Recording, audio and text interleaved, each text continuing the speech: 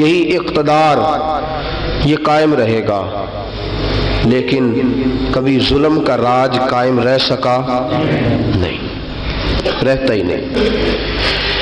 یزید نے ظلم کی حد کر دی، جب تخت حکومت میں بیٹھا تو ظلم کی حد کر دی، حد کر دی اس نے سمجھا تھا کہ شاید یہ اقتدار میرے پاس رہے گا، شاید یہ تخت جو میں نے سجایا ہے اس پہ سجا رہوں گا، بنا رہوں گا، قائم رہوں گا۔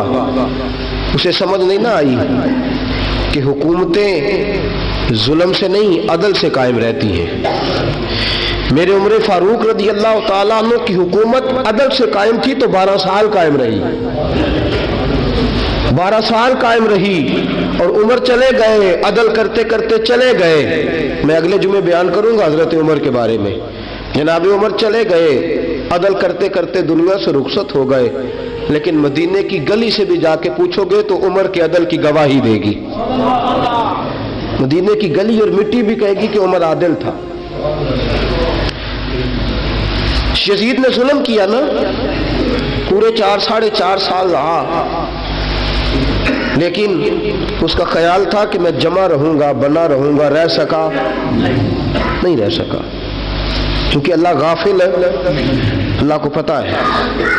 اور ایک اور بات بھی، ایک اور جملہ بھی کہنے لگا ہوں، اسے بھی یاد رکھیے گا، ظالموں کو مددگار بھی مل جاتے ہیں، ظالموں کو مددگار بھی مل جاتے ہیں، بلکہ ظالموں کے مددگار زیادہ ہوتے ہیں، بدی جلدی پھیلتی ہے، گناہ جلدی پھیلتا ہے، ظالموں کے مددگار زیادہ ہوتے ہیں۔ یزید کو مددگار ملے، ابن سعد ملا، ابن زیاد ملا، شمر ملا، خولی بن یزید ملا، بڑے اسے مددگار ملے جو کہتے تھے کہ بالکل کوئی خطرہ ہی نہیں، دنیا تو ترستی ہے تیری دید کو، اور سب خیر ہے، ہر جگہ امن ہی امن ہے۔ یزید جب ظلم کر رہا تھا تو سمجھتا تھا مجھے کوئی نہیں پوچھے گا، کوئی میرے قریب نہیں آئے گا، لیکن یارو اس تک دنیا کا کوئی بندہ تو نہیں پہنچ سکا، لیکن اللہ کا قہر تو پہنچ گیا نا، اللہ کے انصاف کا ہاتھ تو پہنچ گیا نا، رب تو ہے نا دیکھنے والا۔ عبید اللہ ابن زیاد کے دربار میں جب سیدنا امام حسین کا کٹا ہوا سر پہنچا نا، اس نے ایک چھڑی پکڑی، اور چھڑی پکڑ کے نا تو امام حسین کے لبوں پہ مارنے لگا، کہنے لگا تجھے کہا تھا نا بات مان جا، کٹا ہوا سر تشت میں رکھا ہے، تجھے کہا تھا نا بات مان جا۔ راوی کہتا ہے عبید اللہ ابن زیاد نے چھڑی ماری اور اس نے بے ادبی کی، کہنے لگا تو تھا ہی اس قسم کا، تیرا یہی حال ہونا چاہیے تھا معاذ اللہ۔ حضرت بریدہ اسلمی حضور کے صحابی دربار میں موجود تھے، فرمایا ابن زیاد تو برا ہے، تیرا باپ برا ہے، چھڑی پیچھے کر، کئی بار میں نے ان لبوں کو مصطفیٰ کو بوسے دیکھے ہوئے دیکھا ہے، پیچھے کر، پیچھے کر، ہٹا لے۔ راوی کہتے ہیں کہ 1 2 3 4 5 6 سال گزر گئے، وہی کوفے کا دربار، وہی محل، وہی تخت اور وہی تشت جس میں امام حسین کا سر رکھ کے لایا گیا تھا۔ 6 سال کے بعد مختار ثقفی حکمران بن گیا۔ مختار ثقفی نے کہا کہ میں چن چن کے ماروں گا وہ بندے جنہوں نے امام حسین کو قتل کیا تھا۔ 1 نہیں 2 نہیں 4 نہیں 6000 بندہ مارا اس نے، چن چن کے۔ راوی کہتے ہیں کہ یہ ابن زیاد 30,000 فوج لے کے نہر فرات کے کنارے میدان کربلا کے سامنے آیا اور اس نے جہاد کیا۔ مختار ثقفی نے ابراہیم بن مالک کو بھیجا، فرمایا جاؤ قتل کر کے لاؤ۔ لڑائی شروع ہو گئی، یکم محرم کو ہوئی تو پھر بند ہو گئی، پھر 5 کو شروع ہو گئی، پھر 7 کو شروع ہو گئی، 10 محرم کا دن آ گیا، 6 سال کے بعد وہی ظہر کا وقت آ گیا، وہی عبید اللہ ابن زیاد جس نے امام حسین رضی اللہ تعالیٰ عنہ کو قتل کروایا تھا، وہ گرا ہوا ہے اور زمین پہ گرا ہے، اس کی گردن پہ ابراہیم بن مالک نے پیر رکھا اور اس کی گردن کو کاٹ کے تشت میں رکھا، اور تشت میں رکھ کے جب اس نے کوفہ بھیجا، وہی تخت جس پہ عبید اللہ ابن زیاد نے بیٹھ کے امام حسین کے مبارک لبوں پہ چھڑی ماری تھی، اسی تشت پہ رکھ کے جب اسی عبید اللہ ابن زیاد کا سر سامنے رکھا تو کوفے کے اس دارالخلافہ کے ایک کونے سے ایک بابا بولا اور بول کے کہنے لگا، لوگوں گواہ رہنا میرا رب بڑا عادل ہے، گواہ رہنا اللہ بڑا عادل ہے۔ چیختا ہے، کونے سے پکارتا، کہتا لوگوں عدل ہو گیا، انصاف ہو گیا، عدل ہو گیا، انصاف۔ دیکھو دیکھو، جب حسین کا سار آیا تھا، ابن زیاد نے گستاخی کی تھی تو کونے سے آوازیں نکلنے لگی تھی کہ زیاد برا ہے، حسین اچھا ہے۔ آج ابن زیاد کا سار آیا ہے، آواز پھر کونے سے نکلی ہے، لیکن آواز کیا گونج رہی ہے؟ آواز پھر وہی گونج رہی ہے، زیاد ابن زیاد برا تھا، حسین کو اللہ نے بڑی عزت عطا فرما رکھی۔ مکافات عمل، مکافات عمل، اللہ غافل نہیں ظالم جو کام کرتے، اللہ غافل نہیں۔ 6 سال کے بعد وہی دن، وہی وقت، وہی گھڑی، وہی لمحہ، وہی سارا نظام، وہی دربار، انسان ڈرتا نہیں، انسان باز آتا، عبرت پکڑتا۔ ابن زیاد اس وقت کہتا تھا کہ میں جاؤں حسین کے پاس، یہ میں جو ہوتی ہے یہ مروا دیتی ہے۔ شیطان نے کہا تھا آنا خیر منہم، میں بہتر ہوں، بس ختم ہو گیا، ختم ہو گیا۔ ابن زیاد قتل ہوا، وہی تاریخ، وہی زمانہ، اللہ کریم نے اس کو ذلت کی موت دی، مرا، اور 30,000 فوج لے کے نکلا تھا، پھر بھی بچ سکا نہیں۔ یہ ابن زیاد کا حال ہوا۔ ابن سعد صحابی کا بیٹا تھا، نبی پاک علیہ السلام کے پیارے صحابی کا بیٹا تھا، جناب سعد بن نبی وقاص کی اولاد تھی۔ لیکن یاد رکھنا، اگر ایک صحابی کا بیٹا یزید بن سکتا ہے تو دوسرے کا ابن سعد بھی بن سکتا ہے۔ اور صرف یوں ہی توجہ نہ کیا کرو، ابو جہل کا بیٹا بھی تو صحابی رسول بن گیا تھا نا۔ یخرج الحی من المیت ویخرج المیت من الحی، رب فرماتے ہیں میں زندوں سے مردے اور مردوں سے زندے نکال دیا کرتا ہوں۔ میں کبھی کبھی کعبے کے اندر بت بھی رکھوا دیتا ہوں، گھر میرا اور میرے ہی شریک اس گھر کے اندر راج کرتے رہتے ہیں، میری بے نیازی ہے، کچھ کا کچھ کر دیتا ہوں۔ ابن سعد مختار حکمران بنا تو مختار ثقفی نے ابن سعد کے بیٹے حفص کو بلایا، اور مزے کی بات یہ ہے کہ مختار جو بعد میں حکمران بنا نا، بڑی یاری تھی اس کی ابن سعد کے ساتھ۔ جتنے قاتلان امام حسین تھے وہ کوفہ چھوڑ کے بھاگ گئے، دوڑ گئے۔ اور ایک بات یاد رکھنا، ظالم بزدل ہوتا ہے، ظالم بزدل ہوتا ہے، اس کے اندر وہ اطمینان نہیں ہوتا، تو ڈر لگتا۔ بھاگ گئے سارے کوفہ چھوڑ کے، لیکن ابن سعد نے کہا مختار میرا یار ہے، مجھے کچھ نہیں کہے گا۔ اس کے گھر والوں نے سمجھایا کہ تو دوڑ جا، تیرا تو ظلم بھی بہت زیادہ ہے، دوڑ جا تو۔ اس نے کہا نہیں میرا یار ہے، مجھے کچھ نہیں کہے گا۔ اس نے کہا تو نبی پاک کے نواسوں کا نہیں بنا تو تیرا یار تیرا بنے گا، تو رسول پاک علیہ السلام کے خاندان کا نہیں بنا، ان کا تو نے احترام نہیں کیا، یاری کا۔ اس نے کہا نہیں مجھے کچھ نہیں کہنے والا، تم چھوڑو اس بات کو۔ حفص کو پیغام بھیجا، بیٹا آیا۔ مختار نے کہا تیرا باپ کدھر ہے؟ اس نے کہا جی ابا جی اب باہر نہیں نکلتے، بس گھر کے کونے میں بیٹھ کے اللہ اللہ کرتے ہیں۔ اس نے کہا اچھا کیا کرتے ہیں؟ کہا جی گوشہ نشین ہو گئے۔ اس نے کہا اب تیرا باپ گوشہ نشین ہوا ہے؟ اب گوشہ نشین ہوا ہے؟ بھیڑیے سے لومڑی نے کہا کہ جاؤ شکار کر لو، تو بھیڑیا کہنے لگا بوڑھا ہو گیا تھا نا، بھیڑیا کہنے لگا نہیں میں نیک ہو گیا ہوں، میں نے شکار کرنا چھوڑ دیا ہے، میں کسی جانور کو تنگ نہیں کرتا۔ تو لومڑی کہنے لگی نہیں بادشاہ سچی بات کر، اب تو اسے دوڑا ہی نہیں جاتا، اب شکار پکڑا جاتا، اب تجھ سے دوڑا نہیں جاتا، پکڑا، اب تیرے اندر آج بھی طاقت آئے تو کم کرے نہ، تو اب بھی چھوڑنے والا، اب تجھ سے دوڑا نہیں جاتا۔ ملا رومی فرماتے ہیں بوڑھا ہو کے تو بھیڑیا بھی نیک ہو جاتا ہے۔ کہاں کہ جاؤ،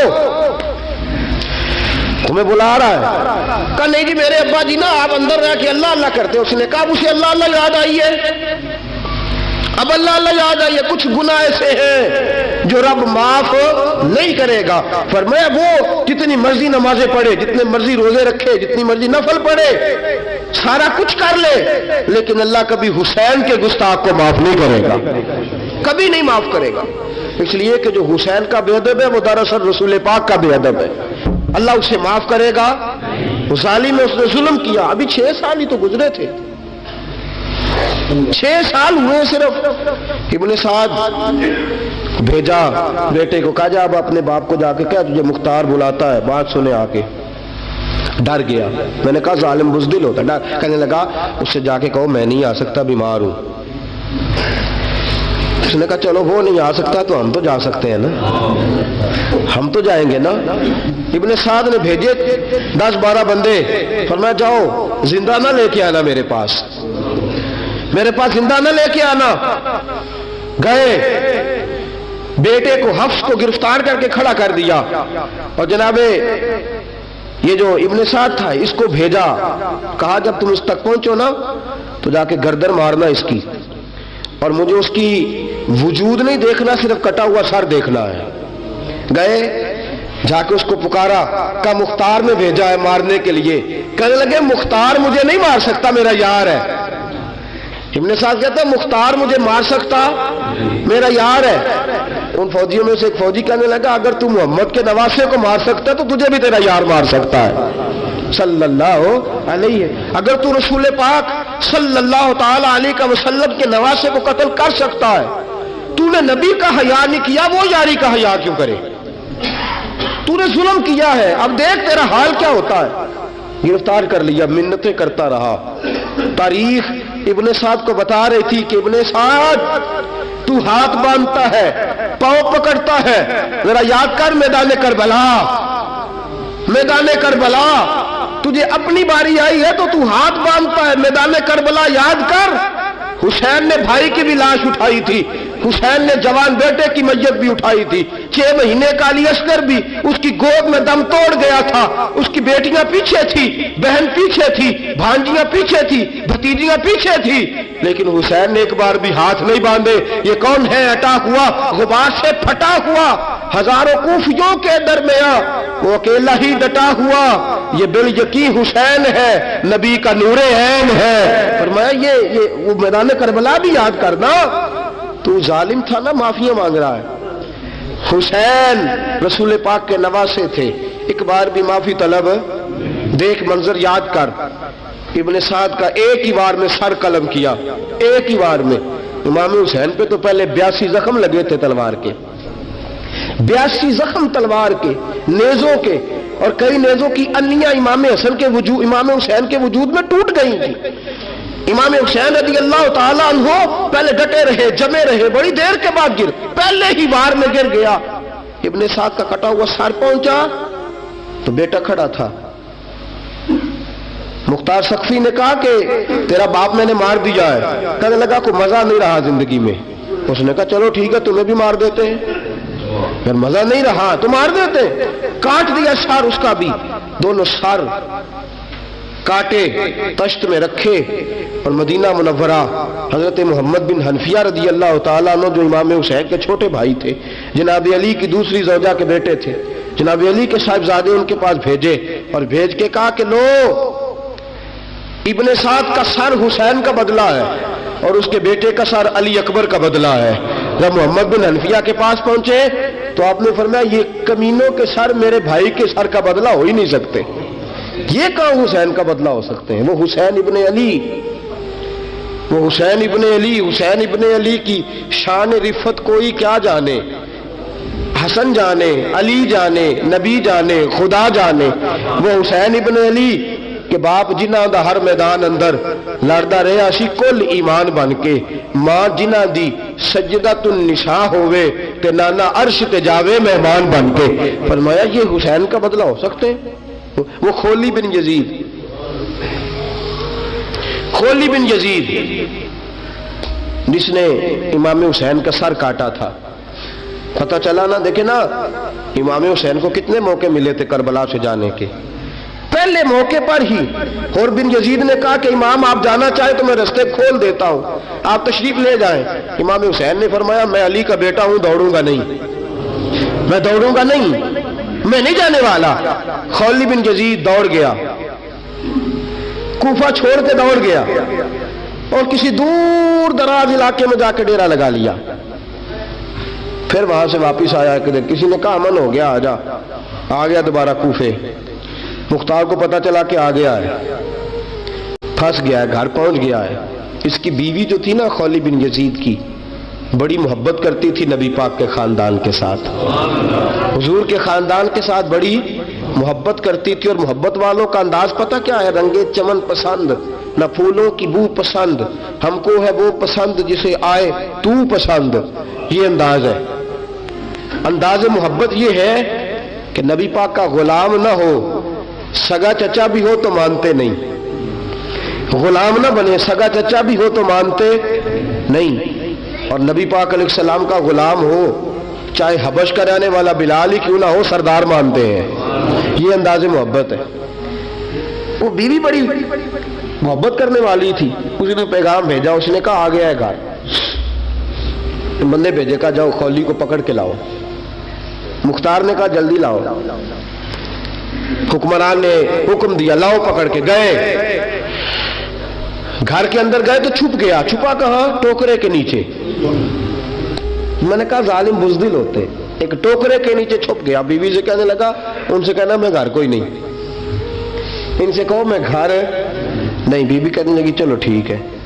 دروازے پہ گئی، وہ کہنے لگے ہم خولی بن یزید کو گرفتار کرنے آئے ہیں. منہ سے پکار کے کہنے لگی گھر کوئی نہیں، منہ سے. اور ہاتھ کے اشارے سے کہنے لگی وہ ٹوکرے کے نیچے چھپا ہوا ہے. منہ سے کہنے لگی کوئی نہیں گھر، تاکہ سن لے اندر، سن لے. منہ سے کہنے لگی کوئی نہیں، ہاتھ کے اشارے سے کہنے لگی چھپا ہوا ہے ٹوکرے کے نیچے. گئے جا کے ٹوکرا ہٹایا. اپنے پاس بہت ساری دولتیں اور جائیدادیں وہ ساری دے دی. کہنے لگا یہ میرے پاس کتنا پیسہ ہے، یہ بہت سے کاغذات ہیں، یہ کتنے زیورات ہیں، لے لو، مجھے چھوڑ دو. انہوں نے کہا وہ حکومت کدھر ہے جس کے لیے تم نے حسین کا سر کاٹا تھا؟ کدھر ہے وہ تمہارے تخت، اور کدھر گئی وہ تمہاری سلطنتیں، اور کدھر گئی وہ تمہاری دولت اور اقتدار، اور کدھر ہے وہ تمہارا اسلحہ جس کی بنیاد پر تم نے رسول پاک کا خون میدان کربلا میں بہایا تھا؟ وہ ہمارے سامنے لے کے آ. کہنے لگا یہ تھوڑے سے انعامات جو میں نے اکٹھے کیے تھے، یہ دنیا کی گندی دولت، اس کے لیے میں نے میدان کربلا میں امام حسین کا مبارک سر مبارک تن سے جدا کیا تھا، لے لو، مجھے چھوڑ دو. انہوں نے کہا نہ دنیا میں لے تجھے چھوڑیں گے اور نہ اللہ ہی تجھے قیامت کے دن چھوڑے گا. گرفتار کر کے لائے، گرفتار کر کے لائے. مختار نے کوفے کے بازاروں کے اندر اعلان کیا کہ آؤ باہر نکلو تمہیں بتاؤں.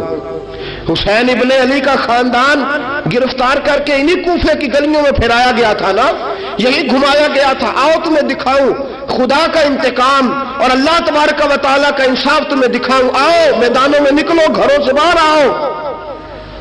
مختار ثقفی اگرچہ بندہ آباد میں یہ بھی ٹھیک نہ نکلا، لیکن بعض اوقات میرے نبی پاک علیہ السلام نے فرمایا اللہ اپنے دین کا کام اپنے نافرمان سے بھی لے لیا کرتا ہے. اس نے کام لینا ہو فاسق سے بھی لے لیتا ہے. اللہ نے لے لیا کام. نکلو میدانوں میں. نکلے باہر، چوک بھر گئے، گلیاں بھر گئیں، کوفے کے محلات بھر گئے. مختار نے کہا لوگوں 6 سال پہلے کی تاریخ بھی ذہن میں رکھنا، اور آج کا دن بھی تم کبھی مجھے وہ خولی بن یزید ہے کہ یہ نعرے لگاتا تھا کوفے کی گلیوں میں کہ میں نے حسین کا سر کاٹا ہے، میں نے حسین کا سر کاٹا. تمہارے سامنے کھڑے، پوچھو پوچھو اس سے پوچھا بھی تو نے حسین کا سر کاٹا؟ کہنے لگا جی میں نے تو بالکل نہیں کاٹا تھا، میں تو انعام کے لیے نعرے لگاتا تھا، میں نے تو نہیں کاٹا.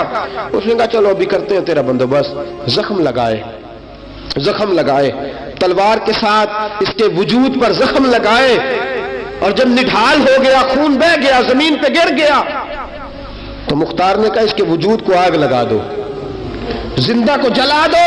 جب وہ جل رہا تھا راکھ اڑ رہی تھی، لوگ کہہ رہے تھے کہ دیکھو یاد رکھنا اللہ نے رسی ڈھیلی کر دی تھی، اب رب نے رسی کھینچی ہے تو دیکھو خدا سے بڑا کسی کا انصاف نہیں ہے۔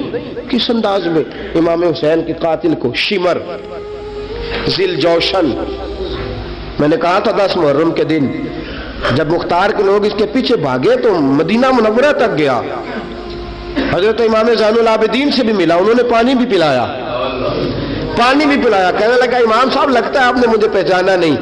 فرمایا میرا سارا گھر اجاڑ دیا، میں تجھے بھول سکتا ہوں؟ کہا پھر پانی کیوں پلایا ہے؟ فرمایا بند کرنا تمہارا کام ہے اور دشمنوں کو پلا دینا یہ ہمارے خاندان کا رواج ہے۔ فرمایا مجھے میرا سارا گھر اجاڑ دیا، تجھے کبھی بھول سکتا ہوں؟ بھول ہی نہیں سکتا، لیکن چونکہ ہمارے گھر کا کوئی مزاج ہی تھوڑا منفرد ہے، ہمارا کوئی انداز ہی تھوڑا مختلف ہے۔ شمر دوڑتا امام زین العابدین سے کہنے لگا پناہ، مجھے پناہ ملے گی؟ آپ نے فرمایا جسے اللہ پناہ نہ دے اسے بندہ بھی نہیں دے سکتا، تیرے پاس اب چارہ کوئی نہیں، اس لیے کہ اب تجھے دیکھے نا، یاد رکھنا ظالم دوڑتے ہیں نا، جب ظالم دوڑتے ہیں تو پناہ مانگتے پھرتے ہیں، جب ان کا توتی بولتا ہے تو کہتے ہیں ہم چما دیگرے نیست، ہمارے جیسا کوئی اور ہے ہی نہیں، اور جب رسی کھینچتا ہے اللہ تو پھر بھاگے پھرتے ہیں گلیوں اور بازاروں میں، دوڑے پھرتے ہیں۔ اس لیے کہتے ہیں کہ ڈر کے رہنا چاہیے، ڈر کے۔ آج ان کے ساری شمر کو کہا کہ تو اب تجھے کوئی پناہ دے نہیں سکتا، اس لیے کہ تو اللہ کی پکڑ میں آنے والا ہے۔ شمر دوڑتا دوڑتا ایک گاؤں میں جا کے چھپ گیا، وہاں کے لوگوں کو مارا پیٹا، کہا قبر کسی نے بتایا تو گردن اڑا دوں گا۔ رات کا سناٹا چھایا تو مختار سقفی کا گروہ پہنچ گیا، شمر کو گرفتار کر کے لایا۔ مختار سقفی نے کہا کہ اس کے نا ہاتھ اور پیر باندھو، یہ پانی بند کرتا تھا میرے امام کے بچوں پر، یہ پانی بند، اور نعرے لگاتا تھا، کھڑا ہو کے کہتا تھا کہ امام پانی جانوروں کو دوں گا، درندوں پرندوں چرندوں کو دوں گا، لیکن اگر علی اصغر مانگے گا تو پھر نہیں دوں گا، علی اکبر مانگے گا تو پھر نہیں دوں گا، عباس مانگیں گے تو پھر نہیں دوں گا، اگر زین العابدین مانگیں گے تو نہیں دوں گا، سکینہ شہربانو اور زینب کو پانی نہیں ملے گا، باقی ساری کائنات پیے گی، آپ کو نہیں ملے گا۔ یہ وہی شمر تھا، گرفتار کر کے لایا، 3 دن تک پیاسا رکھا اور زبان اتنی لمبی باہر نکل آئی، العطش العطش کی آوازیں بلند کرنے لگا۔ کہا جناب اس کا کرنا کیا؟ کہا اس کے ہاتھ باندھ دو، پیر باندھ دو، اور جو بھوکے کتے ہیں نا جن کو کئی دنوں سے میں نے بھوکا رکھا ہوا ہے، وہ کتے اس پر چھوڑو، اور جب کتے اس کا گوشت نوچے تو کوفے کے بازاروں میں اعلان کرنا کہ جو نبی پاک کی اہل بیت کا گستاخ ہو اسے اسرائیل بھی جان نکالنے نہیں آتے۔ کتے نوچتے ہیں، تڑپتا ہے لیکن جان نکلتی۔ کہا آؤ دیکھو آ کے یہ ہے میت کسی بے ادب کی، منہ دکھانے کے قابل نہیں ہے، ان کے دشمن پہ لعنت خدا کی، رحم پانے کے قابل نہیں ہے۔ فرمایا دیکھو جان بھی نہیں نکل رہی۔ فرمایا یہ وہ ہے جس کو 2 گز زمین بھی نہیں مل سکی، کتوں کے پیٹوں میں اسے جگہ ملی ہے، یہ وہ تھا۔ تو جناب امام حسین رضی اللہ تعالیٰ عنہ کے خاندان پہ پانی بند کرنے والا تھا۔ میرے عزیزو دیکھو، رب فرماتا ہے کہ میں کبھی کسی ظالم سے غافل اور اگر آپ نے ابھی تک ہمارا چینل سبسکرائب نہیں کیا تو فوراً سبسکرائب کیجئے، ساتھ ہی بیل آئیکن پر کلک کریں تاکہ مزید آنے والی ویڈیو ہیں وہ آپ کو وقت پر ملتی رہیں۔ اللہ حافظ۔